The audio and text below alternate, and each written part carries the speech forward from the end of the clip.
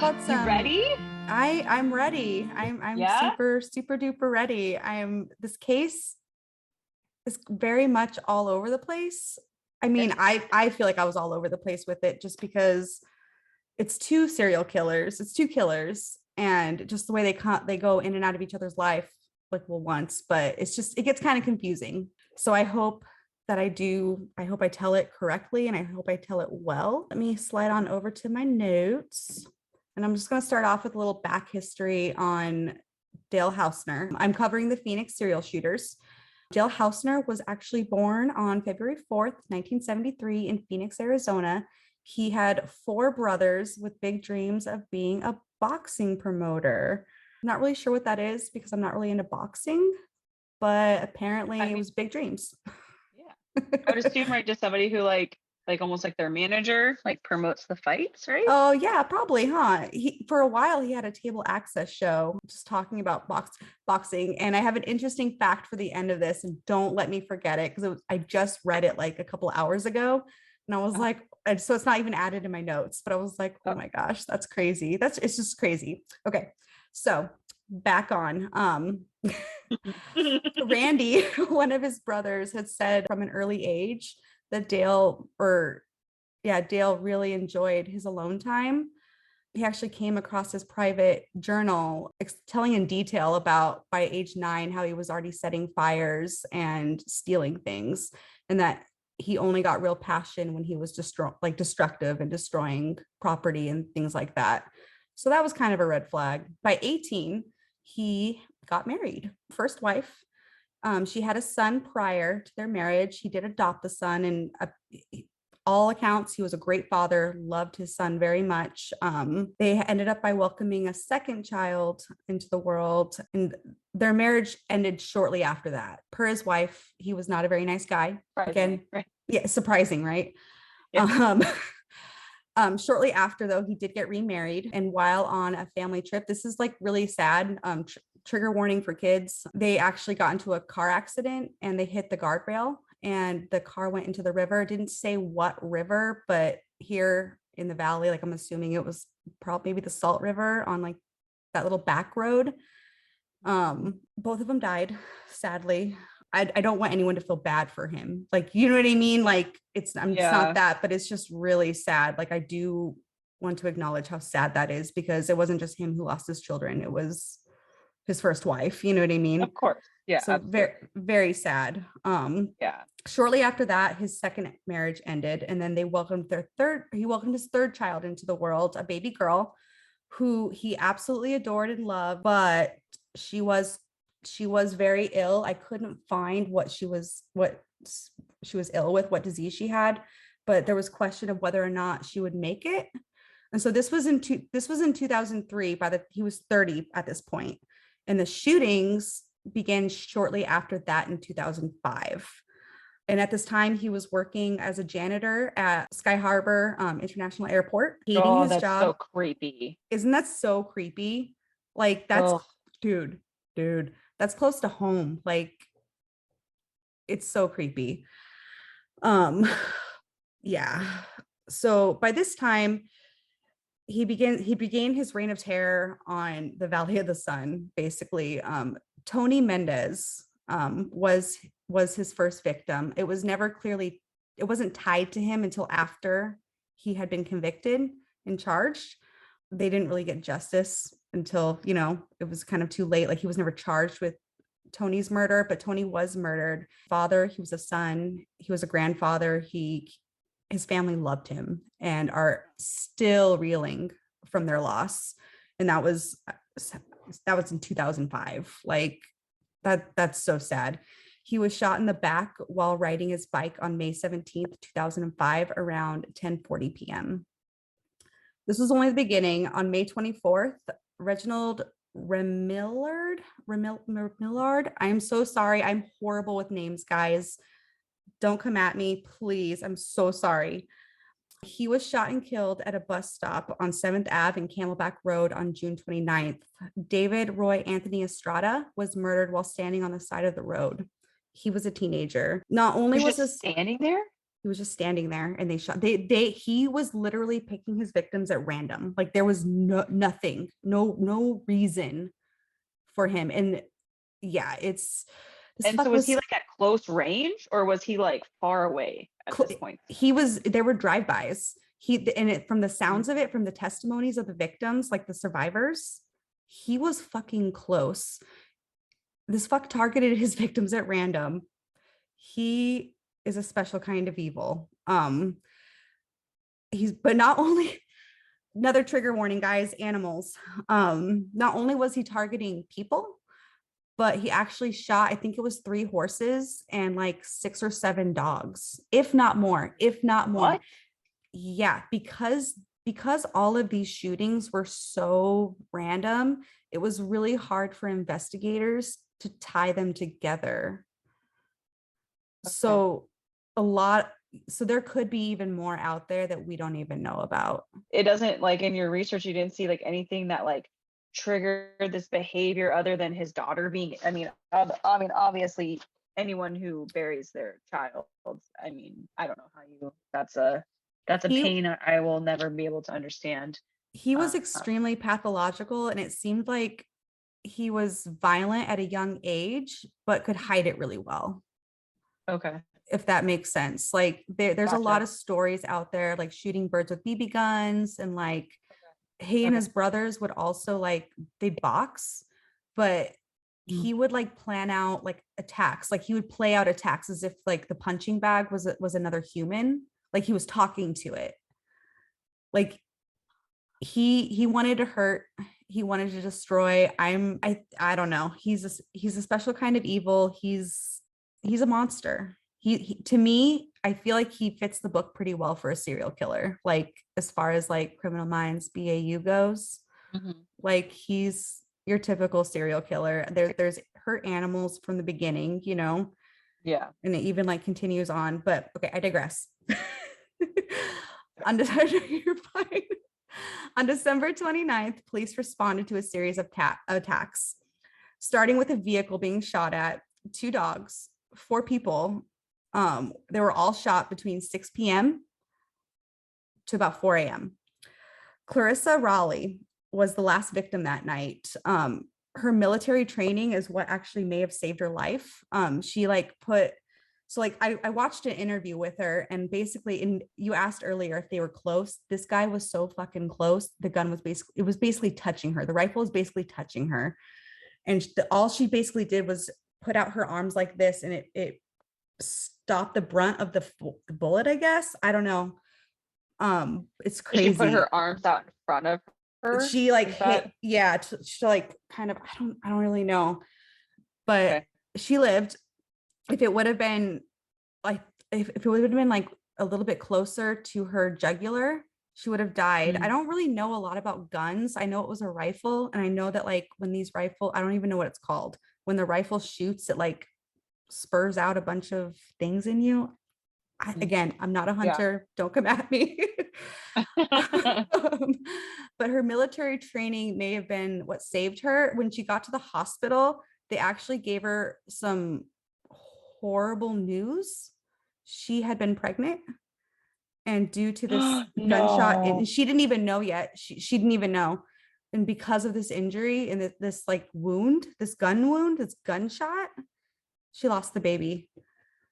She had a miscarriage Oh. because of this fucking asshole. Like, Oh my God, that's awful. yeah, as a mom, it made my stomach hurt. So I could not even imagine the pain that she went through, not only of just from being shot by a stranger on the street, Right. but it also, oh my gosh. So this was at the end. This was December. That was December 29th of 2005. So that was the end of 2005. In early 2006, Dale Hausner takes on a partner. Enter Samuel Dietman. So yeah, guys, this is a duo of serial killers. Dale started first, and then Samuel, they met, they had they loved each other. I don't know. They had a guy gang. I don't know. Bro love. But they became BFFs, and yeah, I don't really know too much about Sam's early life other than that he came from a broken home. But I mean, I don't really think that that's like an excuse because I mean, I did too, and I'm not going around killing anybody. He fathered two daughters, and his wife in 2001 left him. He had a meth addiction. He liked meth. A lot of people in Mesa, well, not a lot of people in Mesa do, but you do find a lot of meth in Mesa. Like that's, I lived there. If you live there, he, after he and his wife split, he moved in with his mother. That was short lived. She kicked him out due to alcohol and drug abuse. After that, he went to go live with his new friend Dale. They had a little job on the side together where basically they would take orders from Dale's work. I'm assuming the Sky Harbor International Airport. And they would take orders for what kind of alcohol and liquor and whatever else anybody wanted. And they would basically go steal these items and then sell them to them at a discounted rate. So What? Ripping feel off I feel like that's like a shit lot from of the airport. they What? would just rip it. Yeah, they would probably go to like, I don't even know. They would just That sounds like resell somebody on a bunch of drugs. stolen items. Yeah, right. That sounds like a couple of meth heads, unfortunately. Dale's younger brother also was in and out of that same apartment that they were living in, and he also joined in on these little sprees. He also would go around the neighborhoods with them, setting fire to trash piles and palm trees.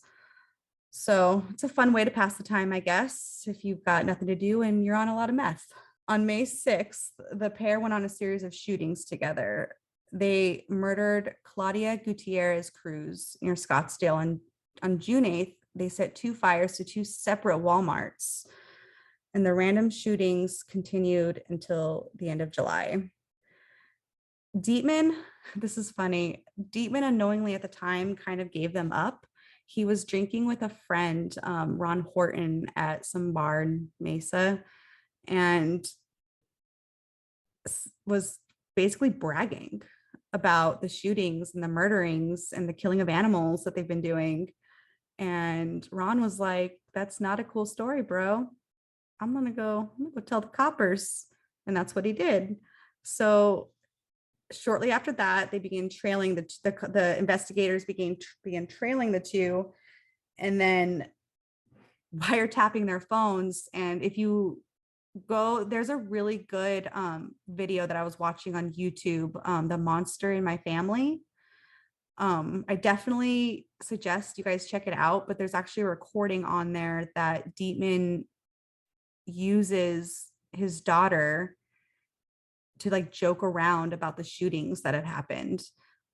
It's really eerie. I don't have the clip or anything like that, but if you want to go on YouTube, I definitely suggest you check out that little documentary / interview. It's really good. Check it out. But anyways, on August 3rd, 2006, police arrested both men outside their apartment building on McKellips Road and Country Club. Hosner was found guilty. Oh, excuse me, it's not Country Club. I'm sorry, it was Mesa Drive. I used to live down that street, actually, like when this was all like happening, going down. I lived on the houses on the other side. So sorry, it's Mesa Drive. McKellips and Mesa Drive. Hosner was found guilty for 80 out of the 87 felony charges, including 6 murders, 19 attempted murders, numerous aggravated assaults and shootings, firearm charges, and cruelty to animals, and last but not least, arson. On March 13th, 2009, he was given 6 death penalties. And after a mandatory appeal, he actually waived any further appeals and requested to be put to death ASAP. So this guy asked, so he asked to be put to death. Hosner asked for the death penalty. He apologized to multiple people and his family. And also during this, I read multiple accounts that he compared himself to Charles Manson. Oh, wow. So this guy was aggressive, angry, and thought very highly of himself. Clearly. Yeah. Unfortunately, he took his own life in the Florence State Prison on June 19th, 2013. Hosner was found unresponsive in his cell and died later that day. the medical examiner determined that he had taken his own life with an overdose of antidepressants. Sam Dietman pleaded guilty. He straight up said, "Yeah, I'm guilty. I did it. I committed two of the murders." And he was also guilty of conspiracy to commit some of the other related murders. He received a life sentence with no chance of parole. So that's where we're at. That's my story for you. That's my long story for you of the Pheonix serial shooters. There's a large list of victims involved. It was really hard to get out all the names because there are so many, not just people who were straight up murdered, but like people who survived the attacks as well, who are straight up survivors. And I can't imagine going through something like that. I would wake up in terror every night. Like, I don't think I'd ever leave my house again. Talk about agoraphobia. Seriously. Well, especially the woman who lost her baby in the midst of it too. That's just That's in that YouTube video I was saying about the okay. what is it called? I The think it's monster in my family. The Monster in My Family. Yeah, it's Yeah. definitely check it out. There's a lot. I'm actually really excited I found it. I'm gonna be using that a lot and checking in a lot of new cases out that I've never even heard of before. It's just really cool though, because they bring members of the murderer's family together with the victims or the victim's family, Oh Jesus. and gives them a chance to kind of talk. And I cried when I watched this one. I'm not gonna lie, like I definitely got teary-eyed. It was really good. Oh, but But yeah, we'll definitely link that below for sure. We'll link that in the show notes for everybody. definitely. And then also that story I wanted to tell you was that a Yeah. couple weeks before they got caught, Dale was still doing his cable TV show, and I guess he Oh, interviewed Mike Tyson, which I what? just thought was like a really random, like I wanted to share that with you. I thought it was so crazy and kind That's of like the height funny. of his career is that he got to interview Mike Tyson, right? Because he's Mike such like a fighter Tyson. guy. Yeah, Yeah. yeah. So, and the investigators interviewed Mike Tyson like once they caught him, and like Mike Tyson Oh, was like, I guess he was a nice guy. Like, I don't know. oh God. Well, I guess that shows you. Um, Right? like just not really necessarily like paying attention, to it. Just he's just doing the marketing or whatever, the Mm-hmm. networking, I guess, if you will. But that just, I guess, for me, it's like the way I look at this case. Like I heard everything that you said, and it's like it seems like he had things going on. So like, what was? I mean, I guess it's been building his entire life. But Yeah. it was like, what's the big thing? Like, was it just the kids being killed in the car accident or his daughter being ill? Like, why all of a sudden after everything, like at 32, do you Yeah. just say fuck it and just start shooting up at people? Right. Right. I don't know. I think that this guy sounds like he had big dreams and wanted Oh, to, be big in boxing, promoting and whatnot. And I think he thought really highly of himself. And I think that, I don't know, I feel like a lot of people like a narcissist almost. Like he can do no wrong. He's right. His way is perfect. No one else can see it. You know what I mean? I think that would create a lot of frustration, especially when your life's not going right. yeah. As for someone who's like unhinged, basically, 'cause he sounds unhinged. Like. I mean, yeah, if you're gonna go and just like randomly shoot animals and people, Right. yeah, Right. yeah, mhm. And brag about it and joke about it. You know Yeah, what I mean? right. Gosh, and like obviously not picking good accomplices. Geez, your homeboy is gonna just rat you out like that. No, and it seems like, and people say too, like the two when they became friends, it was like a match made in heaven. Like Oh their God. chaos, the chaos that each one created was like perfectly matched. Weird. That's like I feel like that description is like, whoa. I mean, Like I guess we all have different types of soulmates, I guess. I mean, Jesus. yeah, their bromance was real, man. Like Yeah, yeah, they yeah, they yeah. had some Thug life, times. thug life for sure, right there, man. Jesus. Yeah, it's nuts. Well, that's the Phoenix serial shooters, guys. Wow, that's crazy. Yeah, I And like, remember did they say like how he got all those pills? Did he just like not take his pills? And I then didn't like, I didn't see anything like that, but I would assume that, or he had been shopping around, you know what I mean, and getting them from like other guys like in the prison yeah, that maybe weren't taking them. Yeah, scary. gosh. Mm-mm. And they didn't even get an opportunity to execute him. That's Mm-mm. such a cowardly way to go That's out. yeah, that's what I mean. Like for the families, like I don't know. I always go around going, I'm not for the death penalty, but honestly, as I've been doing research for these cases and whatnot, I'm becoming more of a believer of just put them down because I mean, obviously, as long they have to be proven without reason. I don't know. Okay, I hit a gray. I hit a gray Yeah, area. I do hit a gray area, but I I know, right? do Right. Because wish. yeah. Yeah, I just wish he could have spent more. I death penalty for this guy because he did end up by like I guess he's admitting his own wrong if he doesn't want any appeals, right? Like, and Yeah, he's but he got saying to choose yes, his way out. and that's it right there. Like that's it Yeah. right there. Like you're a piece of shit. You deserve to rot, and you took the easy way out. You took the coward's way out. That's really all. You can own your own shit, man. Right. And just like, I don't know, let the families like see you die if that's their choice, because I mean, that is the death penalty, right? So like they choose and they want to see you die, like give them the Yeah. right to do that. You certainly didn't give them the right, when you took their family member. Right, right. Like, and they terrorized. I remember that was like 2005, 2006. That was the year I graduated from high school. Like, and I Mhm. remember being terrified, terrified. 2006 was like the summer of terror, like, because we had the other serial killer running around too, the baseline killer. So I just remember that summer Mhm. being like on guard. I had my pepper spray. I don't know what that would have done, against the serial shooters, but I was Yeah, prepared for the rapist killer. Like, right. Well, and like he lived like right down the street from you apparently too. So it was like right in your hood.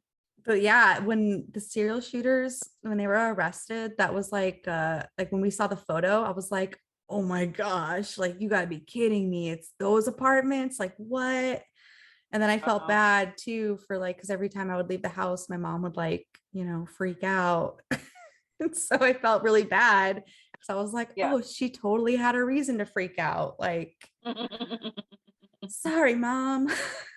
Moms kind of know. Moms are always right. Not always, but most moms. You know, yeah, 99% of the time. Well, Wow, that's crazy. so next week, are you doing a case next week? Are you doing the case next week? I can do the case We next haven't. week unless you want to do I feel one. like you should. Okay. No, I mean you have them, so I feel like you go. Like you go, go Clem Coco, go Clem Coco. All right. Well, I will be we'll be So back then, what's next week? and we'll be doing another one next week. Can't wait to have you guys here with us. Give us a preview. What is it? Sharon Lee Gallegos. And Oh, you're gonna do that case. I am going to do that case. Oh Um, boy. that case is the reason why I wanted to start researching cold Ah, cases before she was ever identified. okay. Um, it's a 62-year-old cold case in Arizona, and she has been identified within the last couple weeks. And I would really like to cover this case. Yeah, I love it. I'm super pumped. I cannot wait to hear about this. That awesome. I'm so excited. Well, all right. I think that's it for tonight, and I will see you guys later, and I'm going to stop recording now.